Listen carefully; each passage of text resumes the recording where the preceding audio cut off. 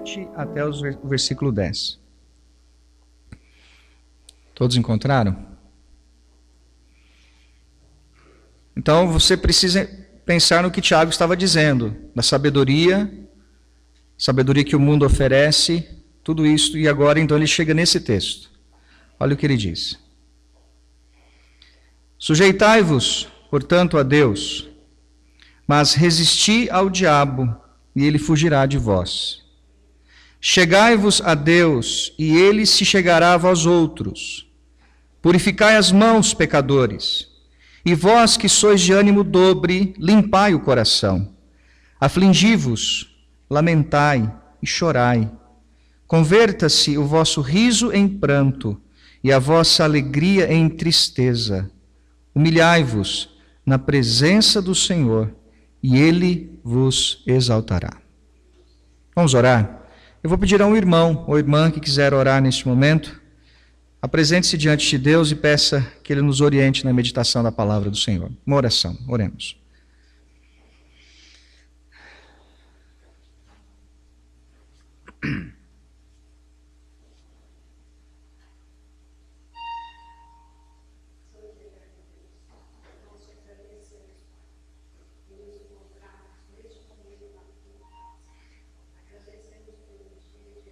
Amém, Senhor Deus.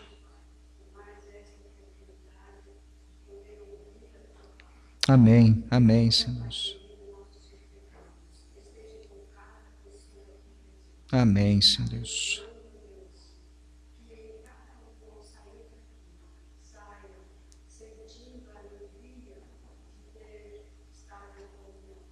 Amém, Senhor Deus. Tem misericórdia, Senhor Deus. Ajuda, Senhor. Oh, Deus, assim seja, Pai. Amém, amém, Senhor. Tem misericórdia, Senhor Deus.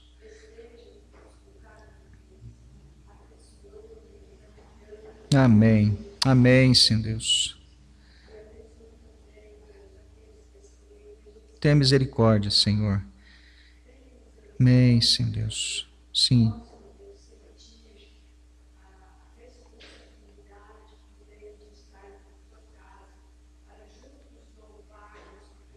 Amém, Senhor Deus. Assim seja, Senhor. Amém. Amém, Senhor Deus. Amém, Senhor Deus. Amém.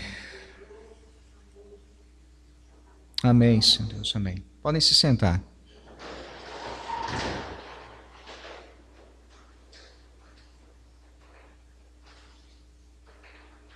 Até algum tempo atrás, eu posso dizer aos irmãos que eu tinha um envolvimento muito grande com prática esportiva. Eu acho que os irmãos podem perceber que já faz muito tempo que eu me afastei das práticas de esporte, né? E talvez isso esteja associado depois que eu me casei. Até então, jogava, praticava esportes. E no meio esportivo a gente via algumas coisas que, de alguma maneira, poderiam ser úteis para nós. E hoje eu quero recorrer aqui a um esporte que eu não sei se alguém aqui já praticou, se alguém aqui se aventuraria a praticar, ou se alguém conhece esse esporte. Os irmãos já ouviram falar sobre escalada, aquela escalada vertical, que geralmente é feita dentro de ambientes fechados, que é chamada escalada indoor, não é? Assim que fala? Alguém já viu aquilo, como que eles fazem aquilo? Eles amarram uma corda, não é isso? Uma corda de segurança, e aí tem uma parede, assim, e nesta parede tem certos apoios que você põe a mão, certos apoios que você põe o teu pé, e aí o objetivo é você chegar lá em cima e tocar em algum lugar, e aí quando você chega no seu objetivo, naquele lugar lá em cima, você toca lá, aí você se lança confiado naquela corda, que aquela corda vai te segurar e você vai chegar bem até o chão novamente. Conhece esse esporte? Conhece. Conta-se a história, e talvez alguém aqui já tenha lido em algum livro, alguma coisa assim, de um homem que estava numa escalada, e a responsabilidade dele, como qualquer um que empreende uma escalada, é chegar e chegar bem até o seu objetivo final, que é até o topo, até lá em cima, onde ele estava empreitando aquela escalada. E todos sabem que um dos grandes desafios nessa escalada é quando você faz a escalada sem corda de segurança. Alguém que faz a escalada com uma corda de segurança e alguém que faz uma escalada sem a corda de segurança, o valor daquele que consegue escalar uma parede vertical sem uma corda de segurança é infinitamente superior ao valor daquele que faz com uma corda presa no meio para dar segurança para ele. Então, aquele homem foi fazer uma escalada, então não indoor, mas fora, né? Não sei como fala, outdoor, fora, não sei se é esse o nome que fala, mas fora. E a empreitada dele era essa, ele tinha que subir esta parede vertical, só que ele propôs a subir ali sem o auxílio de corda de segurança. E aí a imprensa foi chamada, a cidade foi mobilizada e as pessoas foram para lá, se reuniram, né, num determinado lugar. E, na verdade, não era uma parede feita, era um paredão numa certa rocha, numa montanha que tinha. Então as pessoas se reuniram lá para ver aquele homem nessa empreitada de escalar aquela parede daquela encosta.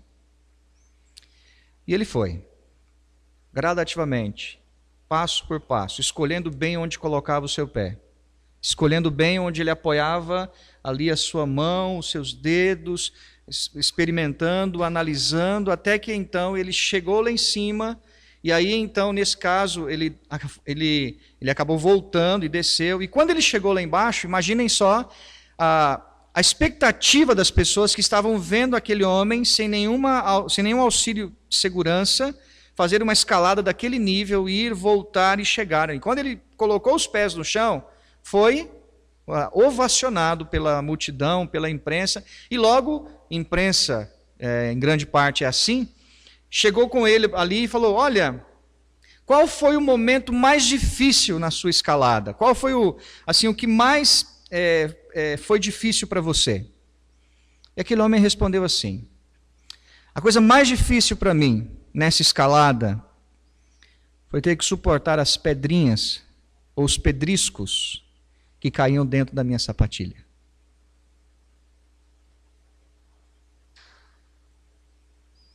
Você já andou e quando de repente pula uma pedrinha dentro do teu sapato? Você consegue andar? Fala para mim, consegue? Mas aquele homem com aquelas pedrinhas dentro do sapato, ele tinha que fazer o seguinte, ele tinha que aguentar, subir, descer, porque quando chegasse lá embaixo ele poderia tirar as sapatilhas e tirar as pedras. Então aquele homem, ele respondeu exatamente isto. A coisa mais difícil na minha escalada, na minha ida e no meu retorno, foi que as pedrinhas, pequenas pedrinhas, pedriscos, caíram dentro da minha sapatilha e eles me atrapalharam, ou tentaram atrapalhar para que eu não continuasse a minha jornada. E eu creio que isso tem tudo a ver com esse texto aqui que nós acabamos de ler, de Tiago, capítulo 4, versículo 7 até o versículo 10. Se você puder abrir a sua Bíblia aí, você vai me acompanhar. Eu vou tentar mostrar para você, pela graça de Deus e a ajuda do Espírito de Deus, como isso tem tudo a ver conosco. Nós temos uma herança religiosa, e esta herança religiosa, que até algum tempo atrás ela estava mais ligada ao romanismo, mas infelizmente os tentáculos do romanismo têm entrado dentro das igrejas evangélicas, e esta herança religiosa tem feito muitas pessoas classificarem o pecado como pecadões ou pecadinhos. Para Deus não existe essa questão. Pecado é pecado. Se nós os reputamos como ões ou inhos, Deus não chama inhos e ões, Deus chama pecado.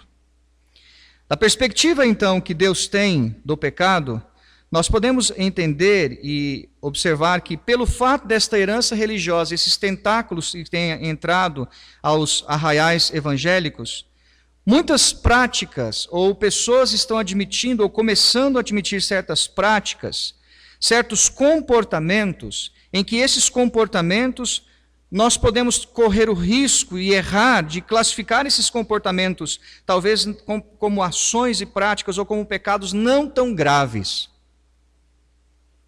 E aí, irmãos, nós vamos totalmente contrário à maneira que Tiago está escrevendo a sua carta. Tiago, quando escreveu a carta, esses 5 capítulos, ele tem um objetivo dentro da sua mente, guiado pelo Espírito de Deus. Ele quer mostrar que uma pessoa que professa ter fé no Evangelho, uma pessoa que professa ter fé em Jesus, e se esta fé é a fé como o dom de Deus, a vida desta pessoa evidenciará pelas suas práticas, de fato, se esta fé é uma fé verdadeira ou não. Teologicamente, nós falamos assim, eu já repeti isso aqui várias vezes. Na teologia isso é chamado da seguinte maneira: não é somente uma ortodoxia correta, mas uma ortopraxia que endossa a ortodoxia. Ou seja, não é só um discurso certo, são práticas certas, que vão endossar e dar sustentação a uma profissão de fé ou uma declaração de fé que nós sustentamos ou declaramos ter. Tiago, então, quando ele escreve essa carta, ele queria exatamente despertar nos seus ouvintes, naqueles irmãos, nos crentes da dispersão, estavam perseguições começando a vir sobre a igreja. E essas perseguições, os crentes, por sua fé, estavam sendo, os seus bens estavam sendo retirados, estavam sendo lançados nas cadeias, nas prisões, estavam sofrendo. E então Tiago escreve para dizer, olha, a fé do Evangelho, a fé verdadeira e seguir Jesus tem práticas concernentes a essa declaração. E nós temos o privilégio, que como mesmo o apóstolo Paulo escreve aos Filipenses, quando Paulo estava sofrendo, ele diz assim, nós temos o privilégio não só de crer no Evangelho, ou crer em Jesus, mas de padecer também por ele. Então Tiago vai nos conduzir para esse ambiente, para mostrar para nós que fé ou fé verdadeira produz prática verdadeira. A fé verdadeira nos afasta de práticas mundanas. A fé verdadeira, ela nos conduz num caminho onde nós vamos assumir um comprometimento com Deus, com a palavra de Deus, com o povo de Deus, e um comprometimento também para que as pessoas que ainda não obedecem à fé, eles tenham o privilégio de conhecer Jesus como Salvador. Porque afinal de contas, é para isso que a igreja está na terra. Para proclamar as boas novas, as virtudes daquele que nos chamou das trevas para a sua maravilhosa luz. Mas infelizmente, irmãos, não tem sido objeto da preocupação de muitas pessoas as suas práticas. E aqui eu quero então ligar à ilustração que eu contei lá no começo. Nós começamos, devido a esta herança religiosa romana, e que tem os seus tentáculos aí influenciando o comportamento da chamada igreja evangélica no Brasil, nós começamos a olhar para o pecado e começamos literalmente a afastar daquelas coisas que são chamadas pecados graves, mas não estamos percebendo que nós estamos cultivando certas práticas, ou podemos cultivar certas práticas pequenas na nossa vida, que acabam impedindo a nossa escalada. As pedrinhas, e aqui, aquele comportamento, aquela prática que talvez nós tenhamos na nossa vida, mas nós não reconhecemos como uma prática que precisa ser modificada, e simplesmente não precisa ser modificado, e isto vai atrapalhando, vai entrando na sapatilha, e aí a pessoa e a vida daquele professo cristão começa a não se desenvolver corretamente, e ele não consegue chegar ao final da escalada. Ele retorna à escalada. Outro detalhe nesse texto, e talvez para os irmãos pode não parecer relevante, mas para mim parece muito relevante, são 4 versos. Versículos 7, 8, 9 e 10. Nesses 4 versos aparecem 10 verbos que estão, sabe em qual modo verbal? imperativo. Primeira questão, quando isto acontece, se aparecem 4 versos, 10 verbos, significa que, de alguma maneira, naquele texto existe alguma coisa que nós precisamos prestar atenção. Tiago não usaria imperativos com tanta intensidade em tão pouco espaço, sem que ele tivesse um objetivo em comunicar uma verdade àqueles que estavam lendo. Para mim isso é relevante, porque, olhando o texto, esses imperativos, eles são contados como ordens. E não somente como ordens, porque existe uma força no tempo verbal do Novo Testamento aqui, é que Tiago estava expressando o desejo dele também. Então, o imperativo na língua grega tem esta força de ordem, mas tem esta ideia de desejo também. Então, Tiago estava, ao mesmo tempo, dando uma palavra de ordem, mas expressando o seu desejo como um apóstolo que queria o bem da igreja. E eu creio que esses 10 verbos que estão aí, talvez sejam os verbos mais negligenciados nos nossos dias. E a ausência destas práticas são as pequenas pedras que entram na vida do crente, na sapatilha do crente. Então vamos pensar nesses 10 verbos? Então você já sabe quantos pontos tem o meu sermão. 10 pontos. 10 pontos o meu sermão. Fiquem tranquilos, não vou terminar meia-noite não. Antes da meia-noite eu termino. Pode ficar tranquilo. Mas vamos pensar nesses verbos, pontuando rapidamente, só para os irmãos perceberem uma questão.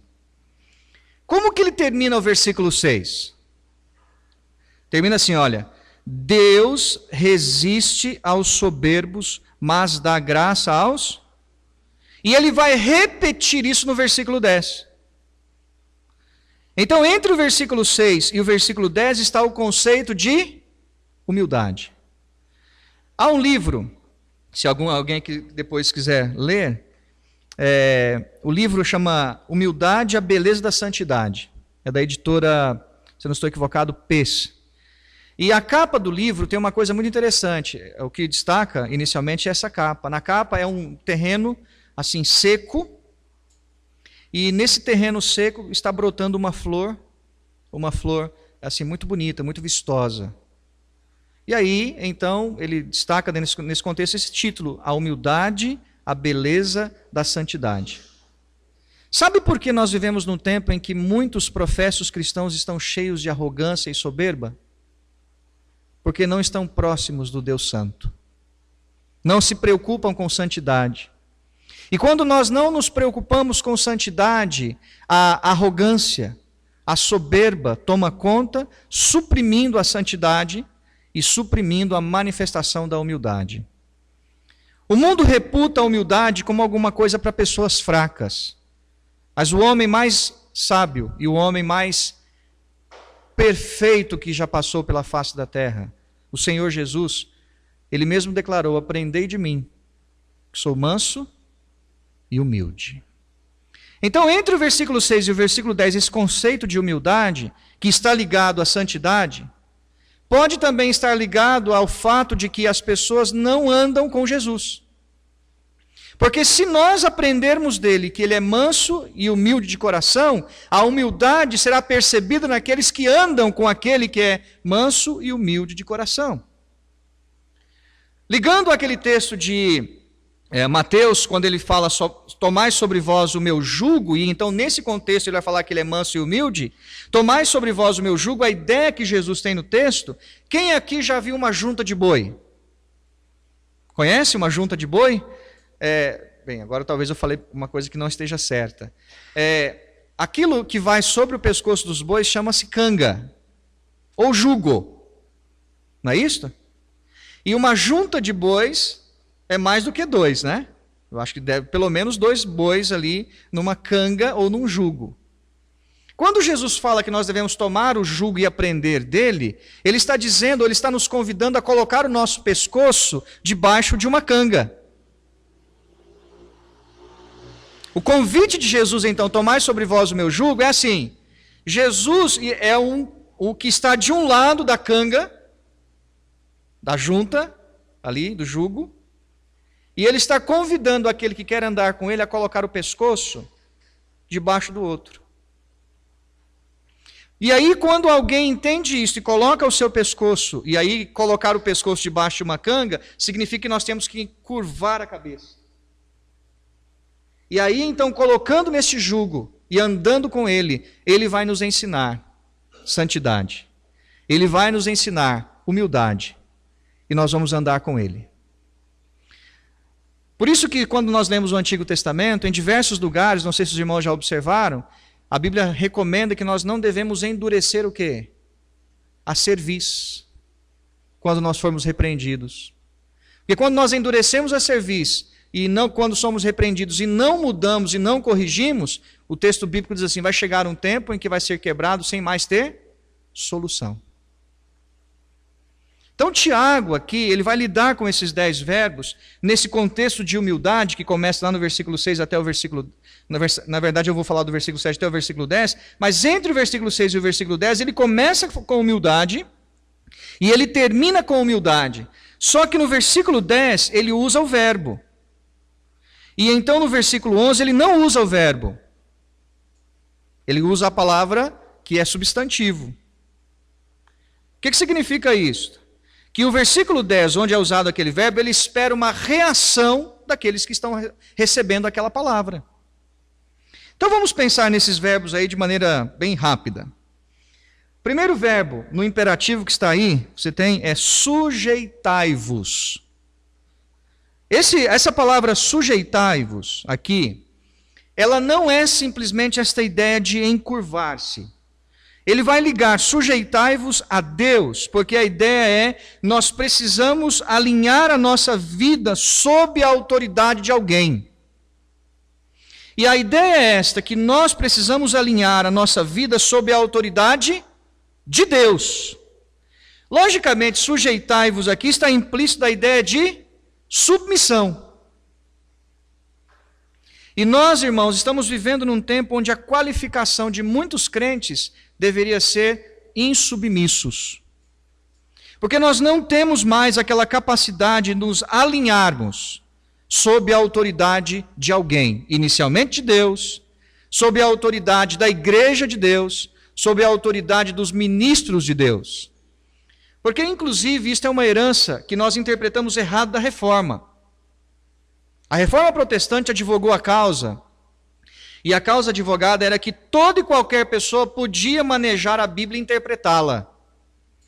E então, chega-se até hoje, os nossos dias, e hoje qualquer pessoa que tenha a capacidade de falar razoavelmente bem, ela logo é consagrada ao pastorado. E eu creio que, ainda que tenha uma razão em tudo isto, a Reforma Protestante não legou isto. A ideia da Reforma Protestante que qualquer pessoa poderia interpretar a Bíblia é no terreno da salvação. O que significa isso? Qualquer pessoa que quiser saber o caminho da salvação, se ele se aproximar das Escrituras Sagradas, querendo conhecer a salvação de Deus, ele vai conhecer a salvação de Deus, revelada na palavra, e ele vai encontrar, e Deus vai levá-lo até o Salvador, que é Jesus. Mas isto é o aspecto da soteriologia. Existem outros aspectos que envolvem a teologia bíblica, que elas precisam do magistério de alguém vocacionado. Por isso que Jesus concedeu à igreja os ministros da igreja. Porque se qualquer um pode interpretar a Bíblia do jeito que ele acha, da maneira que ele quer, então qual a necessidade dos ministros para a igreja? Perde o seu objetivo. A ideia, portanto, desse texto aqui, sujeitai-vos, portanto, a Deus, Tiago está dizendo, ele está orientando que a atitude do crente que tem fé no Evangelho é que ele desenvolve uma vida de sujeição a Deus. Ele não tem dificuldade de alinhar a sua vida sob a autoridade de alguém. Quando eu estava no seminário, existem algumas frases que ficam marcadas, e uma das frases que eu mais aprendi no seminário foi a seguinte: um dia vocês liderarão uma igreja, vocês liderarão um povo. Antes de serem líderes, aprendam a ser liderados. Eu aprendi isso. Desde a minha infância com os meus pais, eu aprendi a ser submisso aos meus pais. Escola, os meus professores. Fui para o seminário e quando eu cheguei no seminário, os meus professores lá trabalharam isso maciçamente também, dizendo: uma pessoa que quer liderar precisa aprender a ser liderada. E hoje o que nós estamos presenciando no ambiente das igrejas são pessoas que se acham líderes, mas não são pessoas lideradas. Não se deixam conduzir, não se deixam ser guiadas. Por quê? Não alinharam ainda as suas vidas sob a autoridade de Deus. O pecado gerou isso no homem. Talvez aquela declaração do grito da independência, que é tão conhecido e celebrado no dia 7 de setembro, independência ou morte, proclamado lá, segundo a historiografia aceita, né? Essa declaração libertou o Brasil do jugo de Portugal. E quando o homem, um dia criado por Deus, disse independência de Deus, na verdade o homem morreu. Então não é independência ou morte para o homem sem Deus, é independência e morte. Se nós, irmãos, não entendermos que sujeitarmos-nos a Deus é um princípio elementar e estrutural para a nossa vida cristã, e nós desenvolvermos uma vida onde nós não nos alinhamos sob a autoridade de Deus, de sua palavra, da igreja, nós vamos desenvolver insubmissão, e a insubmissão é uma pedra que entra no sapato e que nos impede de avançar. Mas olha o que ele diz. Você já ouviu pessoas por aí falando que tem que sentar o pau no diabo? Já ouviram isso? Eu já ouvi. Ou não? Já ouviram ou não? Tem por aí pessoas falando que tem que sentar o pau nele. Tem até música que fizeram. Mas observem o seguinte, que o texto aqui, quando lida com a resistência ao diabo, ela vem depois de sujeição a quem? A Deus. O texto diz: sujeitai-vos, portanto, a Deus, e aí, mas resisti a quem? Ao diabo, e ele fugirá de vós. Na verdade, a oração aqui é uma oração condicional, e é um hebraísmo, é uma linguagem usada pelos judeus, é como se ele estivesse dizendo assim: olha, se resistir ao diabo, ele fugirá de vocês. Só que esta resistência só é possível se nós estivermos sob a autoridade de Deus. Porque se eu não estou sob a autoridade de Deus, eu não tenho poder em Deus para resisti-lo, e ao invés dele fugir, ele ficará próximo. E eu creio que tem acontecido algumas coisas, irmãos. Assim, eu creio que os irmãos são pessoas inteligentes e observam as coisas. Às vezes nós erramos e fazemos algumas coisas erradas, nós colocamos culpa no diabo. E o diabo não tem nada a ver com aquilo. Eu creio que o maior inimigo que nós enfrentamos somos nós mesmos. A nossa carne, a nossa inclinação, as nossas paixões do coração. E Jesus falou isso, que é do coração do homem que procedem os maus pensamentos, o adultério, a impureza e tudo mais. Às vezes, e Satanás ele é mestre no quê? De armar o cenário. Mas quem cai em tudo isto somos nós que estamos alimentando as nossas paixões e as nossas concupiscências do coração. E aí nós não resistimos porque não estamos sujeitos a Deus. E a ideia de resistir aqui é muito interessante. A ideia é opor-se, levantar-se contra as trevas. E sabe qual é uma das maneiras que os crentes podem se levantar e resistir ao diabo? Lendo a Bíblia mais. Se dedicando em conhecer a Deus.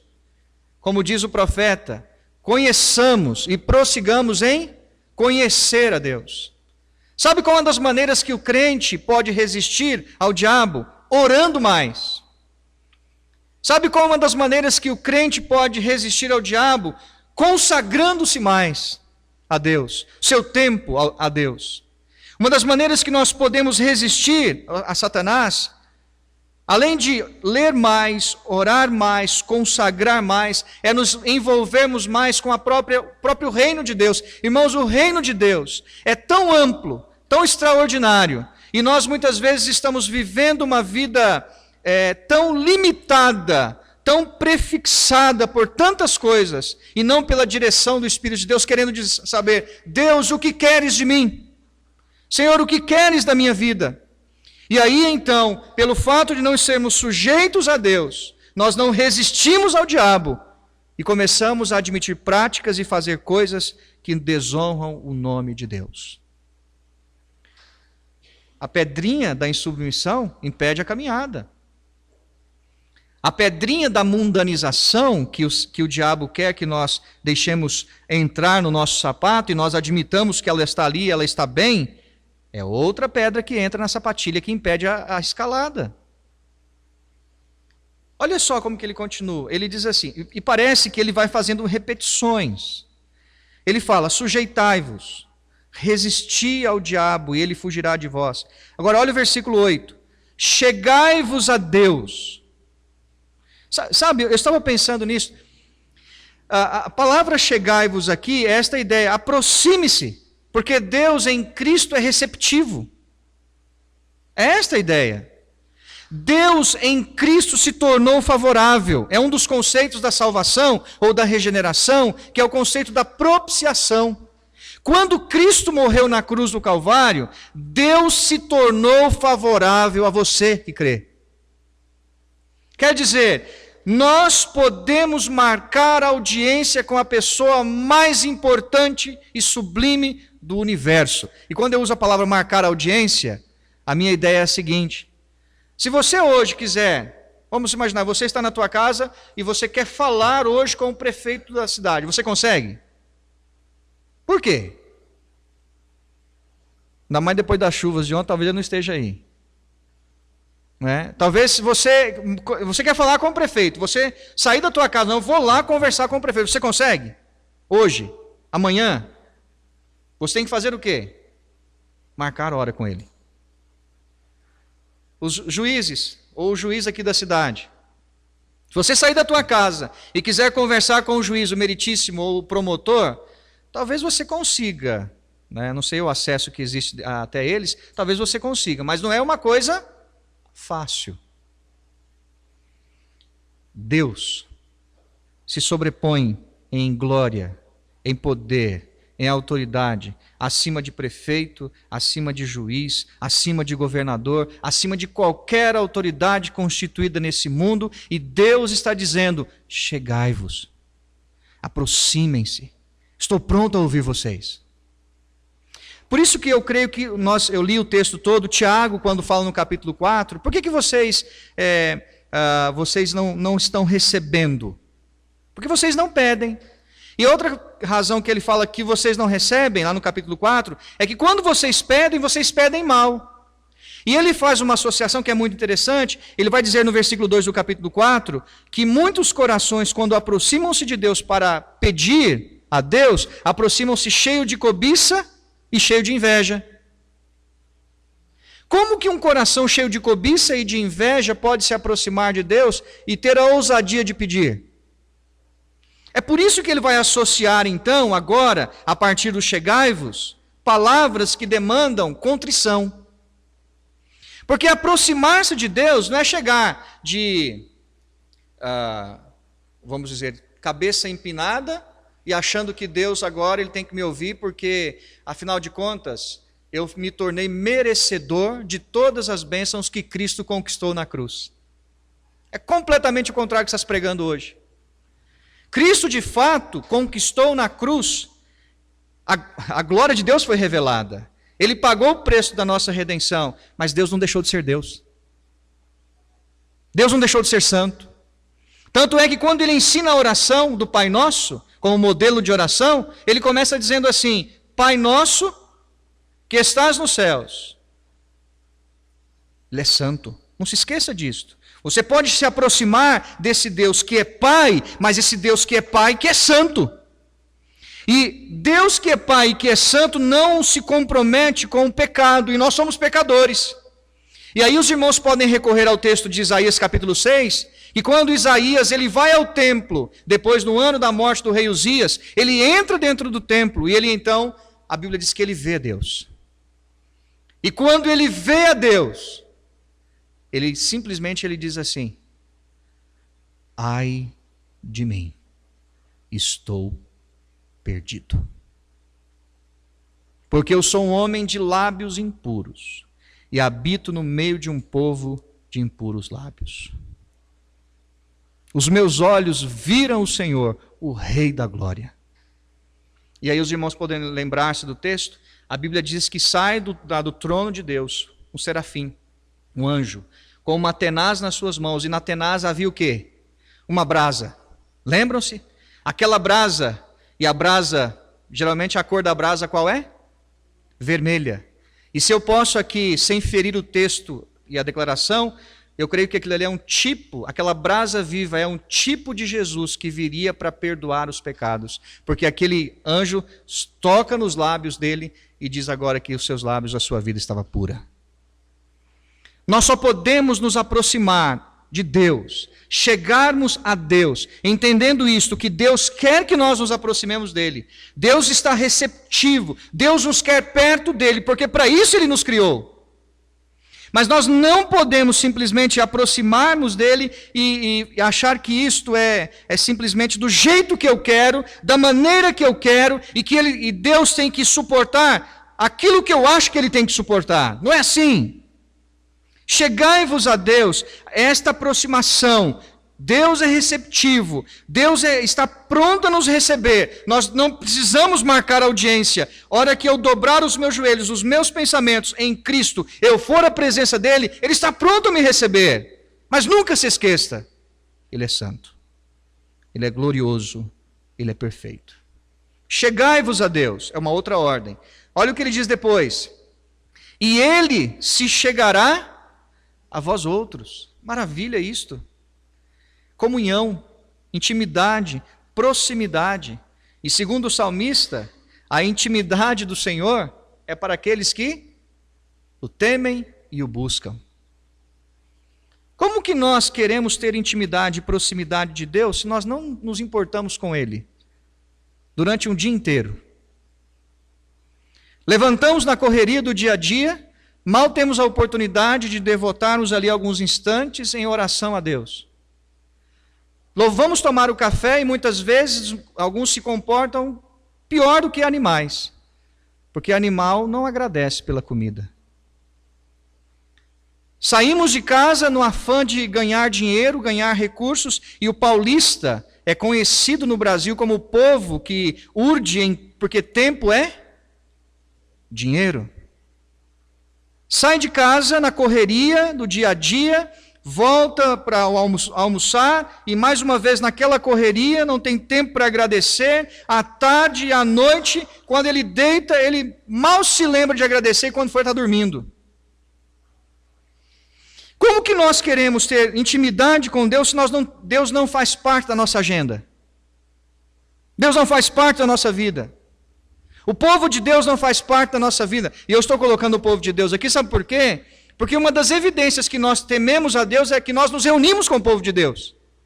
Nós nos reunimos para adorar a Deus em comunidade. Nós nos reunimos para gastar tempo na presença de Deus.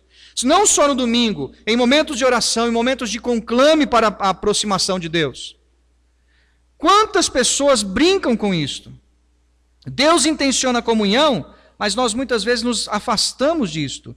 Pela correria do dia a dia, Deus não tem mais lugar na nossa agenda. E meus irmãos, lembre-se do final do capítulo 6 de Mateus. Nós temos que aprender a buscar o reino de Deus em primeiro lugar, porque só assim as demais coisas serão acrescentadas. Se lembre-se das palavras do nosso Senhor Jesus Cristo. Ele disse assim: que adianta ao homem ganhar o mundo inteiro? Que adianta, meu irmão, você correr atrás de dinheiro? Que adianta você querer ficar rico? Que adianta você querer ter a sua conta recheada de dinheiro, ainda que isso possa acontecer? Mas se você não tiver no seu coração aquela convicção de fé autêntica e genuína, de regenerado, vai perder a sua alma. Aproxime-se, chegue-se. Olha o que ele continua dizendo no versículo 8. Purificai. E o que ele pede para purificar? O que ele pede para purificar aí? As mãos. Sabe por que ele faz isso? Lembrem-se, Tiago é um judeu escrevendo, e a grande maioria da quem ele estava escrevendo eram judeus, convertidos. Mãos, dentro da cultura dos judeus, estava associado a trabalho, a serviço. Quando ele fala purificar, ele estava dizendo isso, as vossas ações têm que ser ações puras. O vosso trabalho tem que ser um trabalho puro. O vosso envolvimento com as coisas que vocês estão fazendo tem que ser um envolvimento puro, mãos puras. Então, servir a Deus é de maneira pura, desprovido de outro interesse que não somente glorificar a Jesus e ser útil para os outros. Irmãos, nós vivemos num tempo em que as pessoas não têm mais tempo para os outros. Nós queremos que todas as pessoas tenham tempo para nós, mas nós não temos tempo para ninguém. Será que eu estou mentindo? Nós vivemos num tempo em que as pessoas querem tudo às pressas. Você vai ao banco, passa o cartão, tem que ter dinheiro lá. Mas se não tiver, não adianta, você vai ficar lá passando o cartão o dia inteiro e não vai sair. Se você vai numa fila de banco, você já parou para fazer esse teste? Se você vai numa fila de banco, se você fica lá 10 minutos e começa a demorar, você já fica impaciente.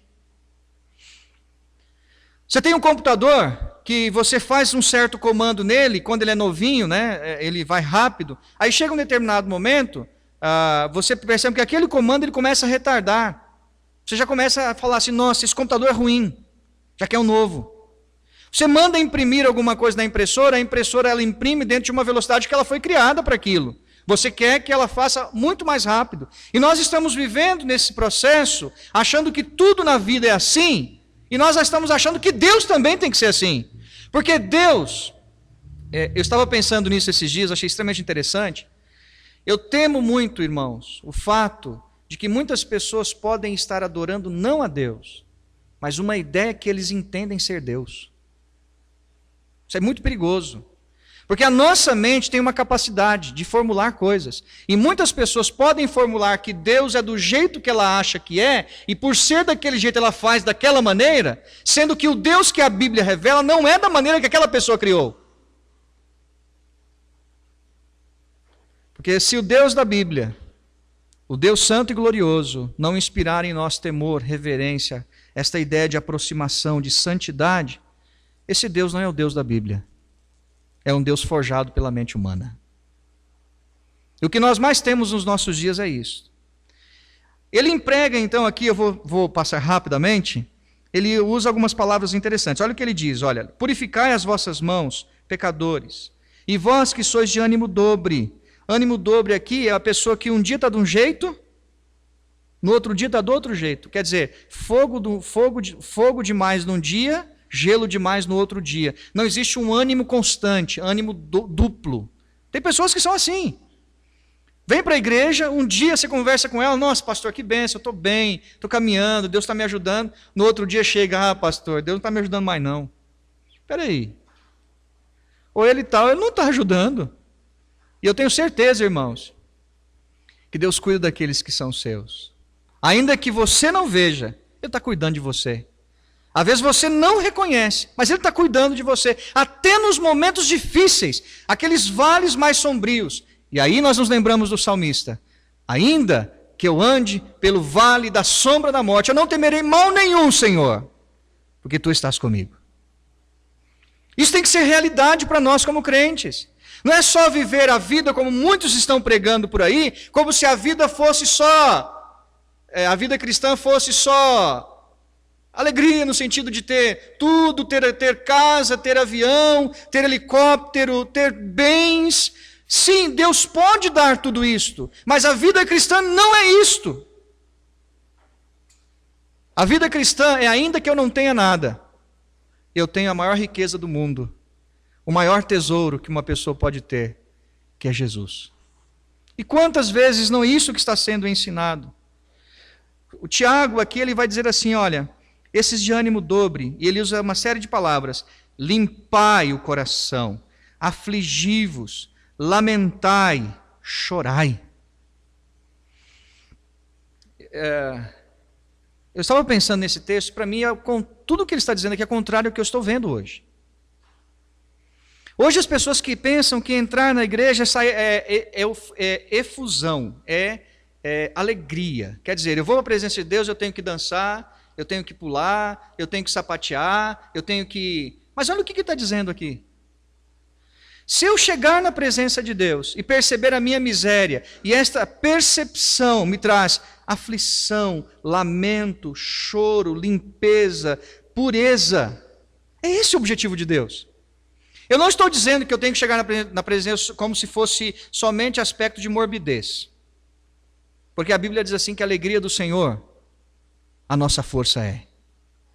Significa que eu posso me alegrar na presença de Deus. Mas também significa que quando Deus se aproxima de mim, eu tenho um senso da minha miséria. Eu tenho um senso da minha miséria, e aí então, nesse senso da minha miséria, eu vou recorrer àquele que me substituiu. Eu vou olhar para Jesus e dizer: Senhor, louvado seja o teu nome, porque um miserável pecador como eu, posso aproximar da presença santa de Deus, não por mim, não por minhas obras, mas por Jesus, o teu Filho. Limpai, afligi, lamentai, chorai. Essa palavra aflição que está aqui, só destacando porque o tempo já está exaurindo, diz assim: afligir significa sentir a miséria. A palavra aqui é um verbo que é usado no sentido intransitivo. É como se ele estivesse dizendo literalmente assim: sintam-se miseráveis. E refere-se à atitude interior do arrependimento. Há poucos dias eu preguei aqui e disse assim aos irmãos: qual é a primeira palavra do Evangelho? Aí um irmão estava aqui e respondeu, ele entendeu que eu estava perguntando qual era a primeira palavra da Bíblia. E ele respondeu: no princípio, e ele estava certo. Mas a primeira palavra do Evangelho, sabe qual é? Arrependei-vos. Arrependei-vos. Mude a atitude do coração. Mude a atitude da mente. Arrependei-vos e convertei-vos para serem cancelados os vossos pecados. Para que da presença de Deus venha o seu refrigério. Limpai, afligi, lamentai, chorai, converta-se. O texto é extraordinário. Converta-se o riso em pranto e a alegria em tristeza. Aquela segurança que a carne produz, irmãos, aquela euforia transitória do mundo, ela tem que ser substituída por uma certeza eterna no coração, uma conversão verdadeira e autêntica. A seguir a Jesus como verdadeiros discípulos e não como simplesmente turistas. Nós não somos turistas do Evangelho. Nós temos que segui-lo como discípulos. E aí eu quero terminar usando ali a última palavra, a penúltima, é converta-se e humilhai-vos. Só dar um panorama rápido sobre essas duas palavras. Converta-se aqui, literalmente, da seguinte maneira: descreve uma pessoa de cabeça baixa. E aí os irmãos vão se lembrar do texto. Lembram do capítulo 18, daqueles dois homens que foram ao templo com o objetivo de orar?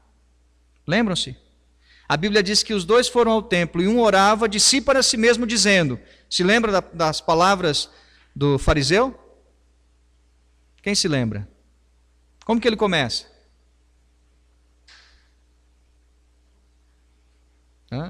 Quem se lembra? Abra sua Bíblia, pode abrir, capítulo 18 de Lucas.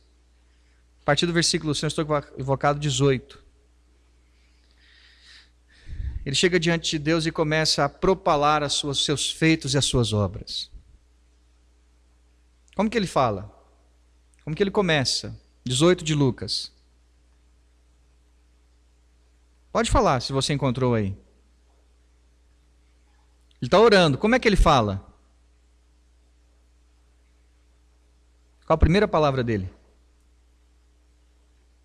Capítulo 18 do Evangelho de Lucas. Pode falar, irmã. Olha só, ele começa orando com aparência, uma oração bonita. Oh Deus, graças eu te dou, porque eu não sou como os demais homens. Eu jejuo 2 vezes por semana. Dou o dízimo de tudo quanto ganho. E aí chega um determinado momento e vai dizer assim, eu não sou nem como esse publicano que está aí. Que ideia é essa de achar que nós somos superiores a alguém? Nós não somos superiores a ninguém. Nós somos homens constituídos da mesma matéria, homens pecadores perdidos sem a graça de Deus e que foram resgatados e redimidos pelo sangue de Cristo. Só isto. A atitude do publicano, se os irmãos olharem aí nesse mesmo texto do capítulo 18, o publicano diz assim que ele nem se aproximava, ele estava de longe. E como que ele começa a oração dele?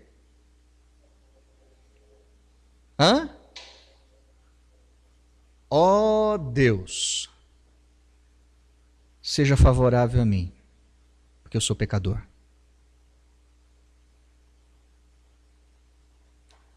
Quando você e eu aproximamos de Deus, irmão, será que nós temos esse senso?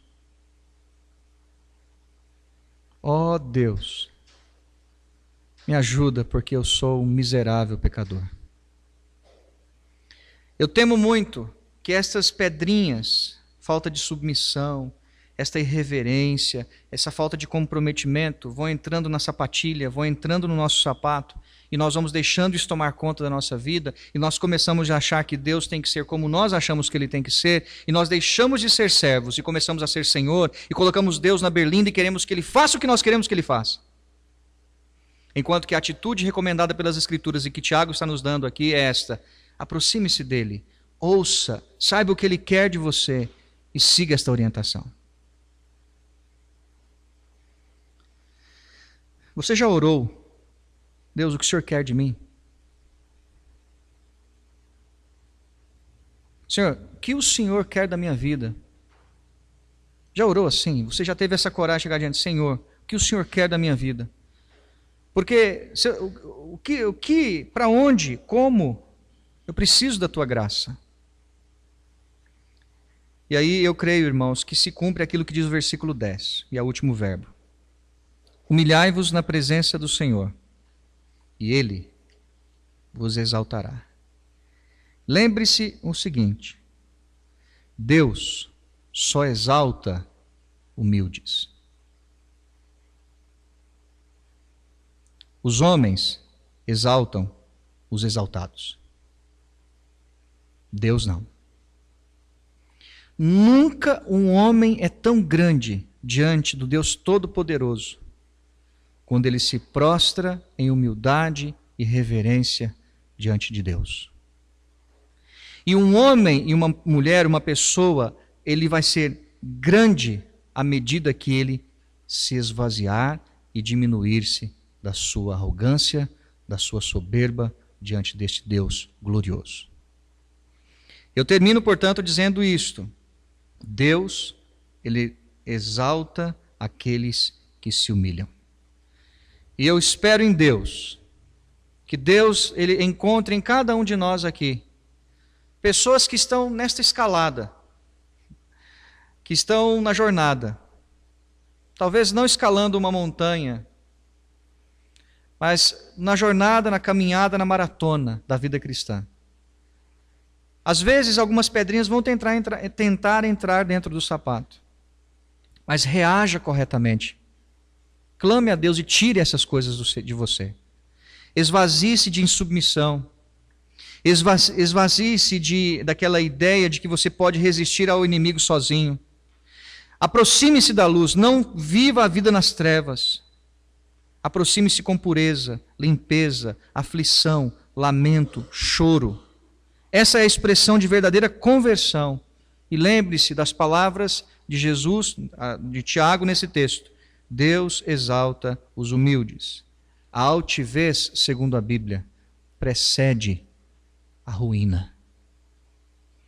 Não exaltemo-nos diante de Deus. Aquietemo-nos, prostremo-nos e saibamos que Ele é Deus.